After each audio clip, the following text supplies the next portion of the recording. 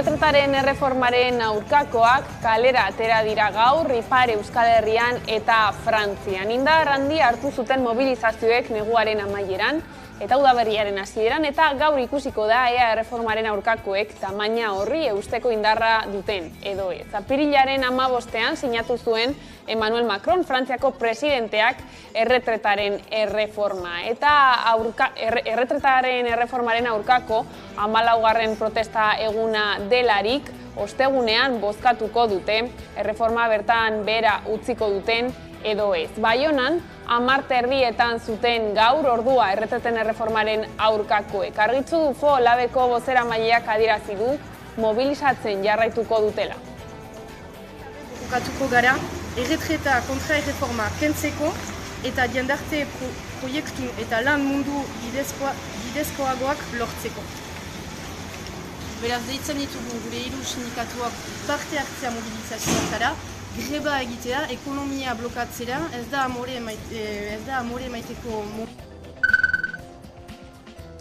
Gaur eta bihar artean hasiko dira selektibitate probak. Gaur Nafarroan eta bihar Araban, Bizkaian eta Gipuzkoan. Batxilergo eredu guztientzako derrigorrezkoak diren ikasgaien azterketak gaur egingo dituzte Nafarroan, gaztelera eta historia goizean izan dira eta hautatutako atzerriko hizkuntza bat arratsaldean. Euskara, fisika, artearen historia edo biologia bezalako ikasgai zehatzen txanda bihar eta etzi iritsiko da. Hautazko ikasgaien azterketak nota igotzeko erabiltzen dira eta ez dira nahitaezkoak. Hala ere, azken urteetan gora egin du atal horretan izen ematen duten ikasleen kopuruak. 2019an ikasleen 7% egin zuten eta aurten 12%.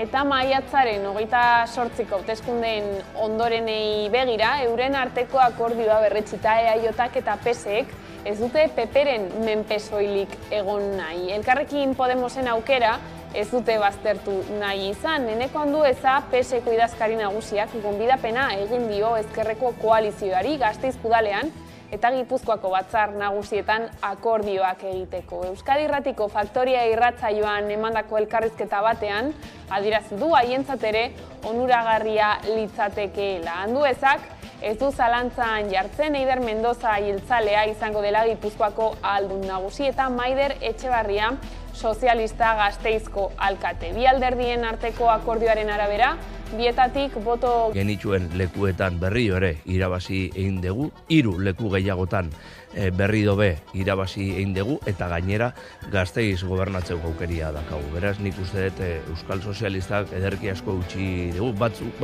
Baina haren heriotzaren ingurua barrak oraindik argitu gabe daudela uste du Egiari Zor Fundazioak eta kasua berriro ikertzeko eskatu du. Ainara Estaran Fundazioko kideak uste du bertze ofiziala zalantzan ipintzeko arrazoiak daudela. Gainera salatu du giza eskubideen urraketa izan daitekeen hori egin zuen indar polizial berak ikertu zuela Zeberioren kasua.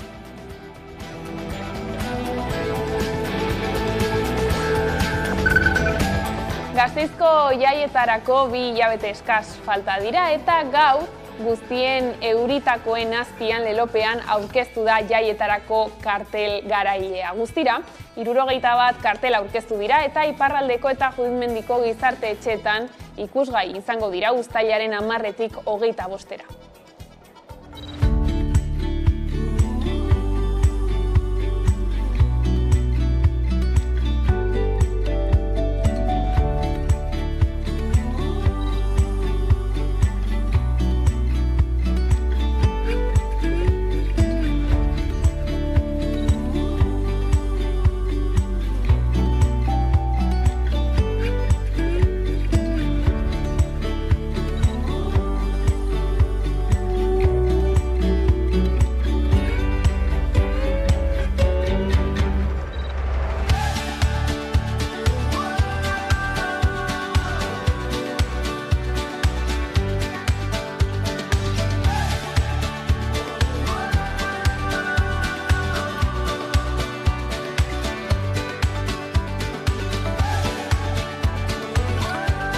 Erreforma izpide, erreforman jasotako hainbat neurri martxan jartzeko hainbat dekretu argitaratu ziren atzo, Frantziako aldizkari ofizialean. 250 manifestazio ditu dituzte gaurko Frantzian eta Ipar Euskal Herrian pentsioen erreformen kontra.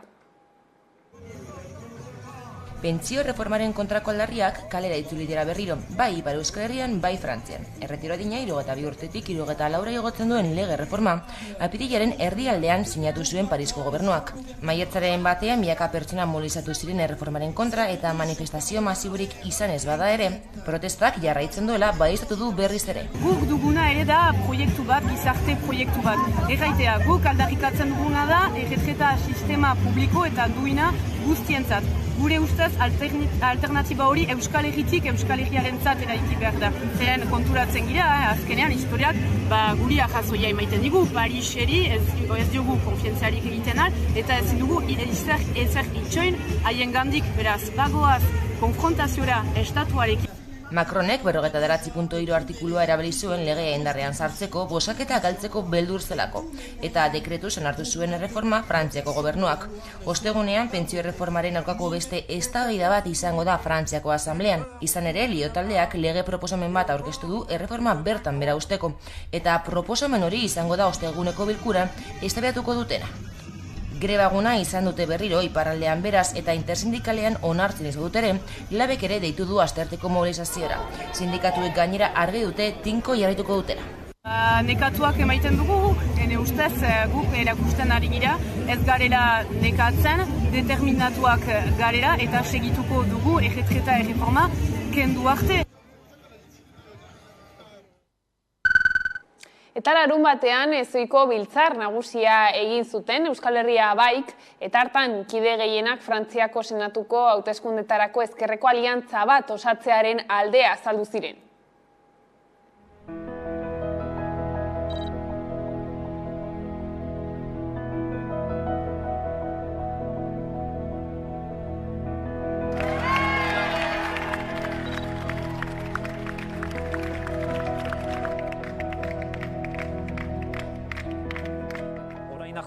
EH bai ez da sekulan aurkeztu senatorial hauteskundeetan.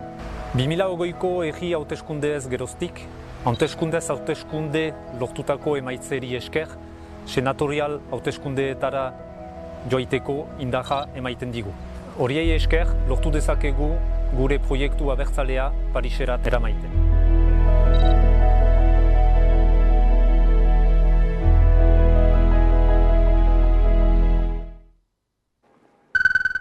Eta Ipar Euskal Herritik mugitu gabe, Baionan, Frantziako polizia antiterroristak gazte bat atxilotu zuen atzo eta beste 14 Frantziako hainbat hiritan. Hasieran, ez zuten adierazi zergatik atxilotu zituzten, baina atzoko gauean, Frantziako zenbait hedabidek adierazi zuten 2022ko abenduko ekintza ekologista baten harira atxilotu zituztela. Operazioa goizeko 6etan gertatu da, etxean konkretuki. Hemen gure izenaretak. Polizia sartu da bortxaz, sartu gabe, autea hautziz, eta orkestu dira polizia antiterrorista bezala, eta inungo informaziorik eman gabe. Dakigun arabera, 10 tokitan, 15 pertsona atxilotuak izan dira, eta hoietariko bat Euskal Herriko militanteak. Atxilotuak militanteak dira eta mugimendu sozialetan implikatuak. Hemengoa, Kilmen, borroka sozialetan ere biziki implikatua den militantea da. Errepresioaren aurka, atxilotuak askatu.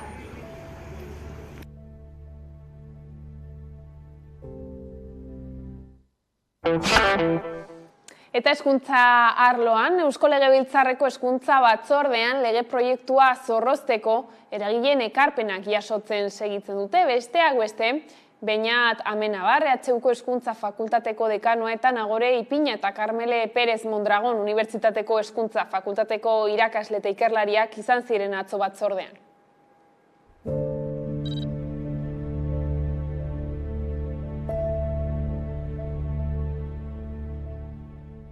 Azken bola honetan kezkaz ikusi ditugu zenbait errealitate, eta horregatik azpimarratu nahi dugu gure ustez Euskal Hezkuntza Sistemak dituen erronkei modu arduratsuan eta justuan erantzun nahi badie, eredu publikoak izan behar duela ardatz. Hezkuntza eskubidea bermatu nahi bada behintzat.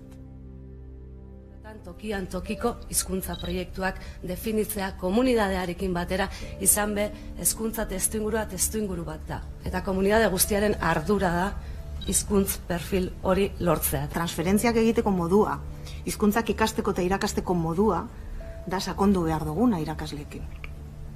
Ikuspegi hori oso garrantzitsua da. Hezkuntza proiektua eraikitzen lagunduko diguna, ezta? Eta kontuan izan, prozesu bat izango dela.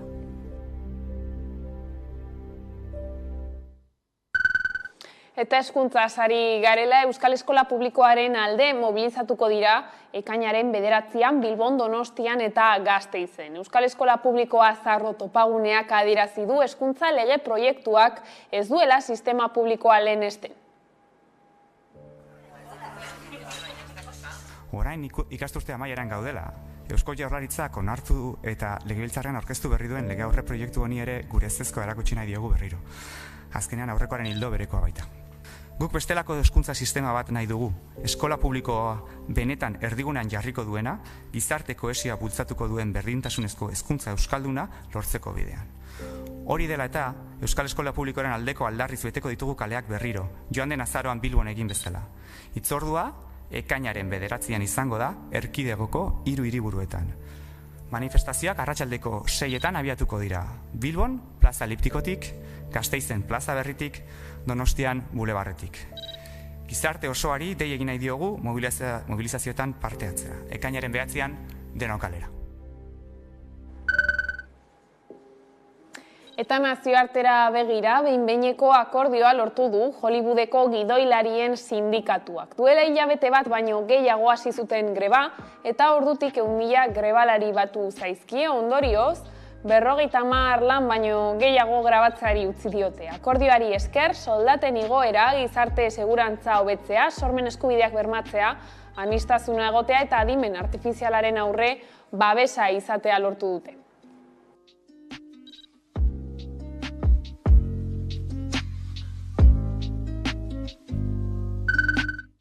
Eta gurera bueltan manifestazioekin jarraiki, greba eguna izan zuten atzo Michelin multinazionalaren Gasteizko eta Lasarte Oriako lantegietako langilek eta sindikatuek adierazitakoaren arabera ekoizpena guztiz geratzea lortu zuten zentro bietan. Goizeko 5etan hasi dira lehenengo elkarretaratzea Gasteizko eta Lasarte Oriako lantegietan. Gasteizen zentraleko iturriek El Correo egunkariari adierazi diotenez, ekoizpen lerrotan 83ko jarraipena izan du grebak. Arabako hiriburuan kokatuta dagoen lantegian, 3.300 langilek lan egiten dute. Kamioientzat eta obra publikoetako ibilgailuentzat gurpilak egiten dituzte. Gasteizen gutxiengo sindikalak egin du greba deialdia. Hau da, ELA, LAB, ESK eta CGT sindikatuek langile batzordearen babesik gabe.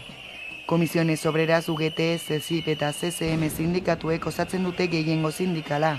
Azken asteotan greba bertan behera ustea eskatu zuten, baina ez dute lortu. Gipuzkoako lantegian berriz 500 langile daude.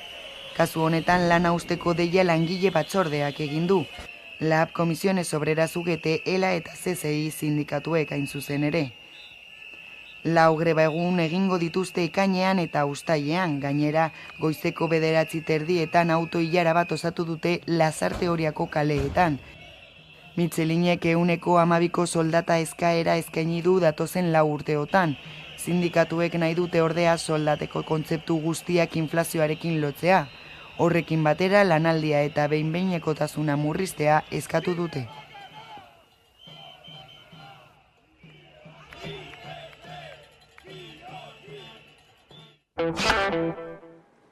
Bestalde, pertsonen kudeaketaren berrikuntzarako taldeak aste honetan egin du lehen bilera Eusko Jaurlaritzako lan eta enplegu sailak jakinarazi duenez. Talde horren lana izango da besteak beste asteko lanaldia 32 ordura murrizteko proiektu pilotu bat probatzea, aztertzeko zer eragin izango lukeen halako neurri batek Araban, Bizkaian eta Gipuzkoan. Araba, Bizkaia eta Gipuzkoan asteko lanaldia 32 ordura murrizte aztertzeko mahaia eratu dute. Talde horren lana izango da, besteak beste, asteko lanaldia 32 ordura murriztea, telelanaren formulak aplikatzea eta enpleguan eragina duten enpresen erabaki estrategikoetan langileen kodeterminazioa duten eragina aztertzea. Jaurlaritzako lan sailak Komisio Obreras eta UGT sindikatuek osatzen dute mahaia. Hala ere, Lena Perez, lan eta gizarte segurantzako sailburu ordeak adierazi duenez, gizarte eragile guztiak gonbidatu dituzte, baina uko egin diote parte hartzeari, Confebask, ELA eta LAF kasu. Osatu dute mahaia eta lehenengo bilera egin dute, orain urtean zehar programa zehaztuko dute. 2024an proiektu pilotu bat esploratu ahal izateko. Proiektuaren diseinuak nazioartean esperientzia duen Future Policy Lab jakintzaren eta berrikuntzaren askotariko disiplinetako foraren laguntza akademikoa du. Eta Eusko Jaurlaritzako segurtasun sailburu Josu Erkorekak Frantziako Turreko lehen 3 etapetako segurtasun publikoaren gida planaren lerro nagusiak aurkeztu zituen atzo eta ertzainen protestekin batera iritsi da aurkezpena, baina sailburuaren esanetan lasterketako segurtasuna bermatuta dago. Turreko lehen 3 etapak arriskuan egon daitezkela ere esan dute eta Jaurlaritza haiekin izaten ari den jarrera kritikatu du. Hilabete baino gutxiago gelditzen da Frantziako turra hasteko. Lehenengo 3 etapetan txirrindulariek Euskal Herria zergatuko dute. Hala, Jaurlaritzak planifikatutako segurtasun eta mugikortasun operatiboa aurkeztu dute. Denera 1700 ertzain eta 100 udaltzain arituko dira egunero. Baita dozenaka suhiltzaile eta larrialdetako langile ere. Hala ere, ertzainek mehatxua luzatu dute. Izan ere, lehenengo 3 etapak arriskoen egon daitezkela esan dute eta Jaurlaritza haiekin izaten ari den jarrera kritikatu. Baina Josu Erkoreka segurtasun sailburuak ez du uste inork turra boikoteatzeko asmorik duenik. Zer nolako adierazpenak egin dituzten ustez mugimendu horren bosemaileak direnak, nik uste dut argi eta garbi azaltzen direla turra ez boikotatzearen alde eta turra ahalbidetzearen alde, ez dut uste inok benetan zalantzan jarriko duenik turraren errealitatea Euskadi eta horrek ekarriko dituen posa. Edonola ere, ertzainak borrokan plataformak deituta polizia agenteek zenbait protesta egin dituzte azken asteetan, besteak beste 1.100 euroko soldata igoera askatzeko. Horrez gain, Erne, Esan, Euspel eta Zipe sindikatuek oharbidez adierazi dute nazkatuta daudela segurtasun sailaren arrokirerekin. Langileen lan baldintzak eguneratzeko inongo asmorik ez duela egotzita. Adierazpen horiek igandean Iñigo Urkullu lehendakariak esandakoaren erantzuna dira. Izan ere Urkulluk azaldu zuenez, erakundaren lehentasuna da gizartearen segurtasuna. Hala ertzaintzaren eta gizartearen arteko konfiantzaren zubia zutunik mantentzeko eskatu zuen. Bien bitartean ertzainek protestekin jarraitzen dute. Zailari arrokeriaz aritzea leporatu diote eta polizien aurkako diskurtsoak auspotzea.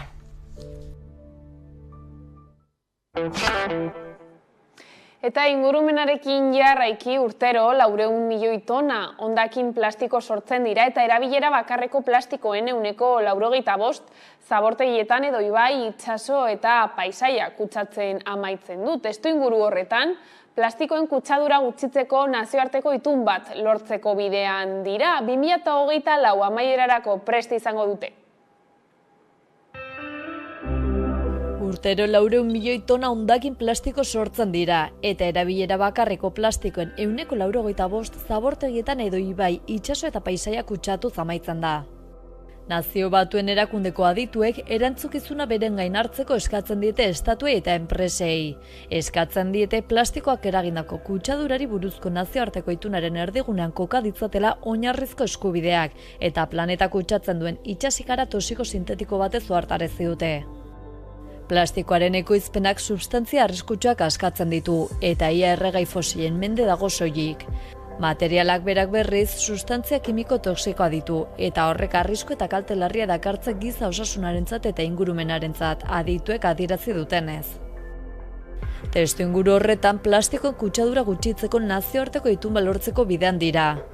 2024 amaierarako prest izan nahi dute. Horretarako Parisen bilduta egon dira 5 egunez. Nazio Batuen Erakundeko estatukideak eta herrialdetako ordezkaren gehiengo zabal batek zenbait puntu adostu dituzte itunak jaso beharko dituen zenbait gairen inguruan.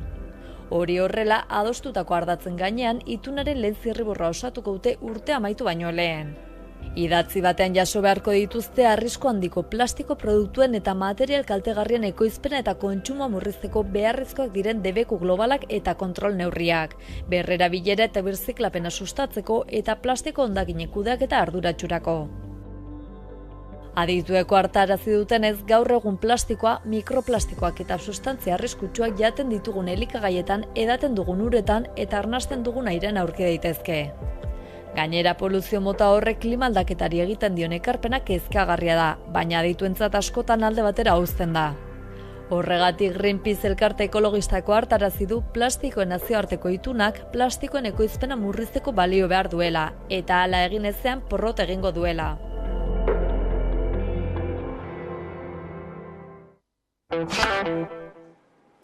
Eta Donostian, pasealeku berria dagoeneko ireki dute. Urgulmendiaren hegala egonkortzeko obrak amaitu dituzte, 4 hilabeteko obren ostean. Mendi mazela ez egonkorrena indartu dute, eta azken urteotan arkaitz jausiak izan dira, hormigoizko behin-behineko hormak jarri behar izan dituzte horregatik. Obra horretarako, 726.000 euro bideratu dira. Donostialdeko pasealeku berriari buelta emateko ohitura zuten herritarrek berriro egin dezakete, ibilbidea 4 hilabetez itxita egon ondoren. Otsaiaren 6tik ekaina hasiera arte itxita izan da, ibilbidearen erdialdean mendi hegala sendotzeko lanak direla eta. Azken ukituak amaitu ondoren, ibilgailuen eta oinezkoen joan etorria ireki da berriz ere erdiguneko ibilbide horretan. Mendi mazela ez egonkorrena indartu dute, azken urteotan arkait jausiak izan baitira eta hormigoizko behin-behineko hormak jarri behar izan dituzte. Horrek daukan helburua da, momentu honetan paseo berrian hormigoizko pareta batekin babestua dagoen gune guzti hori birgaitzea, segurtasun neurriak hartzea eta hormigoizko pareta hori kendua izatea paseo berria bere horretan uzteko. 110 inguraketa jarri dira orotara, batzuk 40 tonako kablez eginak mazelari eusteko, eta beste batzuk hegalean metalezko sareari eutsiz, harririk ez erortzeko. Hori ala hormaren onduan pare bat bolardo jartza baino ez da falta. Datozen egunetan iritsiko direnak, baina gainerako lanak amaitu direnez, pasealeku berria irekitza erabaki da. Bolardo horiek joango diren espazio txikia esituz. Obrak 726.000 euroko aurrekontua izan du, eta hormigoizko horma batez babestuta zegoen 100 metroko luzera zuen zonari eragin dio, erortzen ziren harriek oinezkoengan eraginek izan ez ezaten. Eta guztira 726.000 euroko aurrekontua izango dute dan hauek, eta 20 astetako epea aurre ikusten da. Otsailean hasi ziren lanek biribilgunetik Oteizaren eskulturarako ibilbide ixtea behartu dute, segurtasun arrazoiak medio, baina esan bezala berriz ere ibilgailuen eta oinezkoen joan etorria ireki da behin lanak amaituta.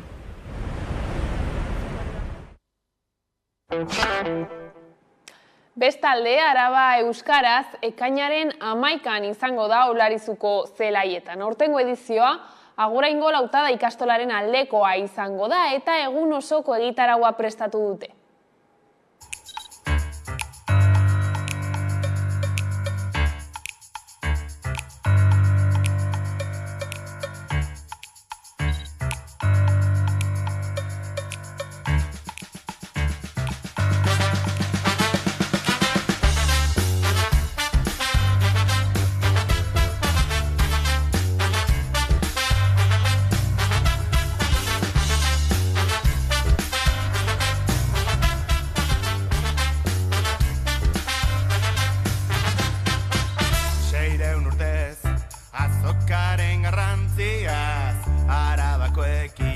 Euskal Herriko erdia, orduko garaiei, heldutako inertziaz denbora luzean auspotu du hizkuntza herria, iparaize gogorra, zerutik dator txingorra, utzi nahian enborra, eta nortasun borborra. Eta kiroletan talde gorritxoak Europarako bidea hartu du ligako azken partiduan, Gironaren aurka 2-1 irabazita. Leire Martínez. Osasunak Europarako bidea hartu du igandean ligako azken partiduan 2-1 irabazi eta gero. Gironaren kontrako partiduan Budimirrek 2 gol sartu zituen eta armarria dantzan paratu zuen. Osasunak denboraldi paregabea egin du eta oraindik Sevillako bestondoaz errekuperatzen ari da. Arrasateren taldea, musika, kantu eta kolore gorrien elastikoek armarria dantzan paratu zuten. Osasunak denboraldi paregabea biribildu du ligako azken partiduarekin. Garaipenak Europako txartela luzatu die gorritxoei eta osasunzaleak bozkarioz kantuka ospatu zuten sadar gotortuan. Budimirrek egin zituen garaipenerako 2 golak 3 minutuko tartean. Bigarren zatiko hasieran eta naiz eta Reinierrek sekulako gola egin zuen, gero Gironak ez zuen berdintzea lortu.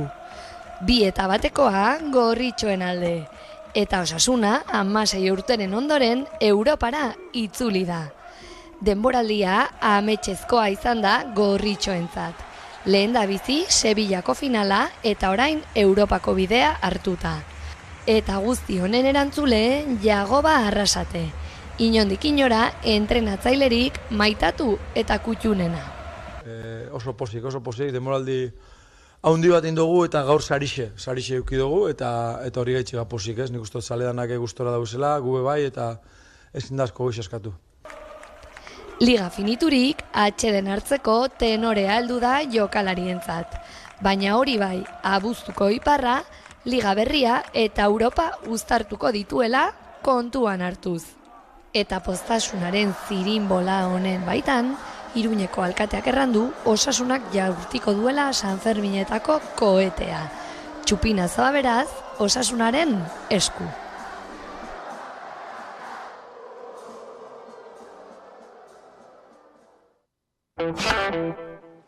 Eta horrela iritsi gara albistegiaren bukaerara. Gaurkoan, Odeiren oroitu zahantzia bestiarekin agurtuko zaituztegu, gustatuko zaizuelakoan, besterik ez gure aldetik. Horiek izan dira arratsaldeak gurean gaur utzi dituenak. Gogoratu guztiak eta gehiago nahi duzuen aldiro 11.eus atarian daudela eskuragarri. Gero arte.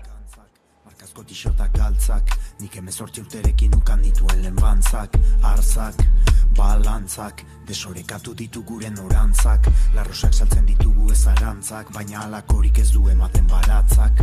Ezin atxeman, horren beste harreman galdu ditut salbu nik saldu dizu diot neregan, nere eran, barne ruinetan, nola ipuinetan, noa egan nahiago baitut urberria eman naiz eta iturri zaharretik edan. Larrua tiraka erantzi, barrua pixkanaka jantzi. Larrua tiraka erantzi, barrua pixkanaka jantzi. Hartzekotan ez dibala ez naiz nik gai, arazoen espiralak beti ni nahi, nik bai. Pentsatzen dut jada ez da traba joaten bada ondoren baditut bizai. Apaingarriak mainean dira denetan, baina egia azkenean tiraderetan. Bilatzen bertan, bilaketetan, mundu bera bizi dugu bi planetetan. Bakoitza bere talaian, bakoitza bere garaian, iragana laudatuz nunbait oraina estalinaia. Nik ene azken bidaian,